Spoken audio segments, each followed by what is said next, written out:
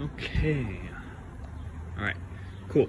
So we're gonna be in the process of doing a 3/18 swap on this 1970 Dodge Dart Swinger with a slant 6. All right, so I'm going to start off by draining all the fluids and unbolting the engine, preferably from the transmission first, so I can do it in pieces. All right, let's start off by draining the radiator. Okay, so now that that's drained, I'm going to start by removing these radiator hoses.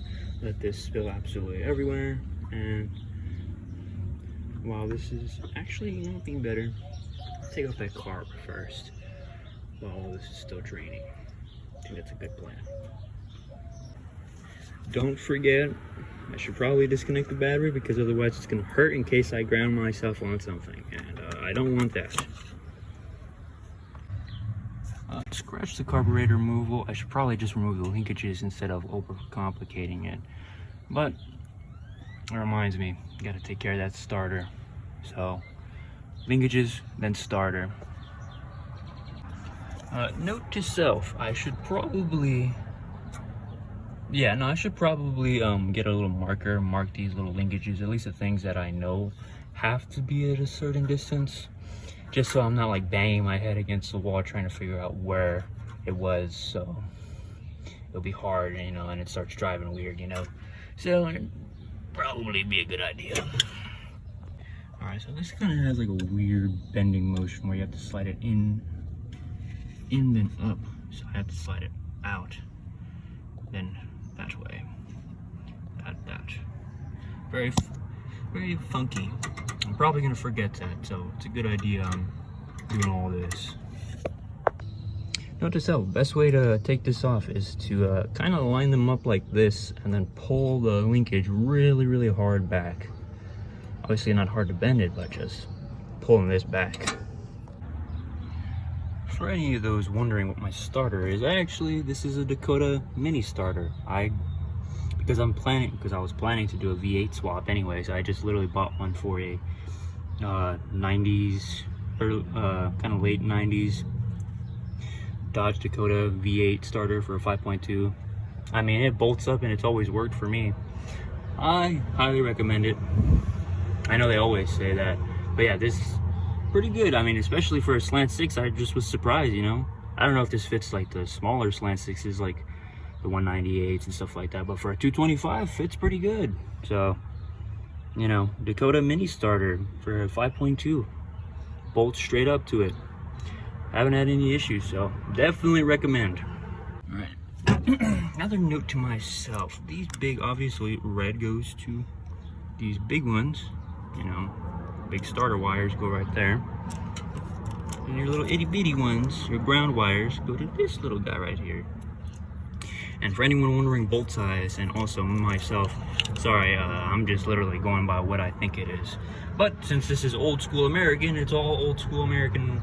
So a decent sized tool set that just has these is pretty much all you need. I mean, obviously you could probably use some of the other ones like 10s, 11s, and 12s, but literally I've just been using these so far. Who knows, I might need bigger ones, and if I do, I have this. Note to self, all of this should be apparent. Make sure I disconnect the fuel line. I know there's probably gonna be a shit ton of fuel in these lines. I'm probably gonna make a mess, but still, it's good to know to make sure I take that off and figure out a way to get that out of the way of the engine. Now the fun stuff is not these radiator lines or getting this alternator loose, but trying to figure out how the hell I'm gonna crack these things loose so I can disconnect them. But while that's happening, I'm gonna make sure I take off that bulkhead connector over there, because I know that's where all the wiring is. Well, anyways, let's get to it. Alright, well, I'm gonna keep avoiding that until I can figure out how to take those lines off. I'm sure there's some easy way. You know, probably like around here or somewhere, you know. But I'm gonna take off this radiator first so I can get more access, more leg room in here. Once I do that, I already have everything, all the basic stuff removed, so it's time to get into the fun stuff. We'll find out what that is. Okay, it turns out it wasn't as hard as I thought. Turns out it's just these big fat nuts that sit right on the corner of each of them. And I get them loose. Now it's still gonna be kind of a challenge to try and get all this stuff out of the way, but not as difficult as I thought. Now anyways, tools you need, I have no idea. But one of these, pretty dang helpful. A lot of adjustable wrenches, I'll say, a lot of these. Alright, now I got all the hoses off. I think the only one I'm missing, well, I need to take off is the power steering. And so I'll have to just start working on getting these bolts from the back of the engine off.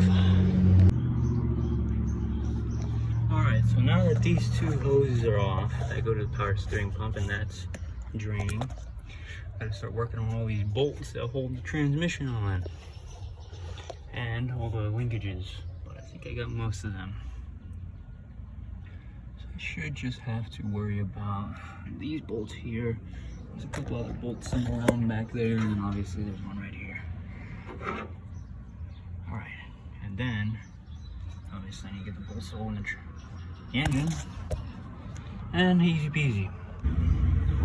Note to self, when I'm well, honestly the only way I can actually see those bolts that go to the engine mount is by removing that fuel pump.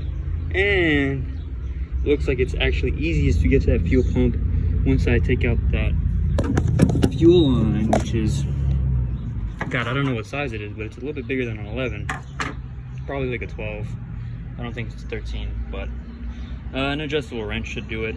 And then just a 9/16 bolt, about this big, you know, I don't know, that's probably like 6 inches, probably a little bit more, a little bit less. But yeah, this 9/16 bolt just goes right behind these two little, kind of hard to see, but in there, and then they're pretty easy to crack off. And once you get it in there, you know, it's just a matter of getting it in there. But once it's in, and it comes out pretty easy. And then I actually have access. Now, as for these other bolts here, I don't know, like, I don't know what I'm gonna have to do there. Distributor might come off, I'm not sure. But surprisingly enough, it looks like the 9/16 is also what holds all the engine mount bolts down there. So,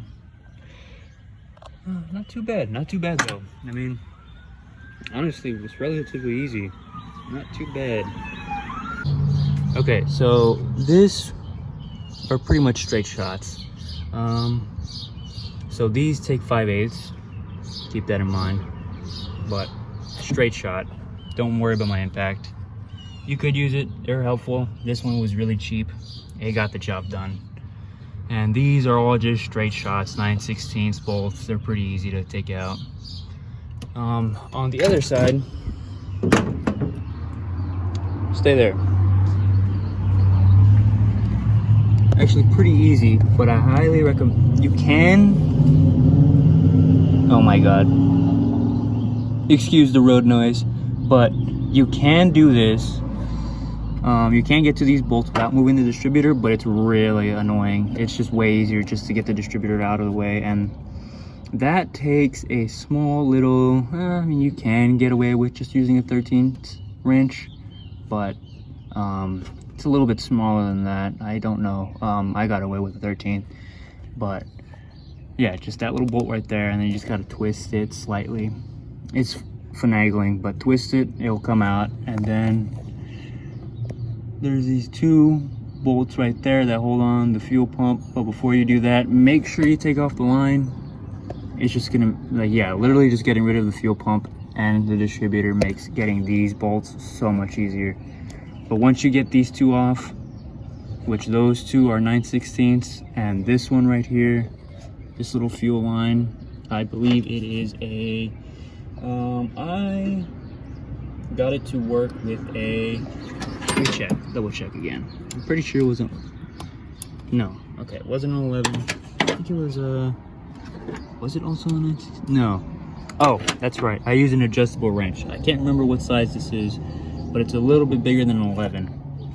Might be what these two bolts are. There, I think that one may be a 12. This one might be a 12. Hard to say, but anyways, adjustable wrench there. I used an adjustable wrench there. I was able to get them out. Once I remove them, two 9/16 bolts, that comes out pretty easy. And these two are two 9/16 bolts, and they're fairly easy, quote unquote. I mean, if you live up north, it's gonna be a pain in the ass, most of these things, but I live in the south. So, good luck with these. But yeah, 9/16, that comes out.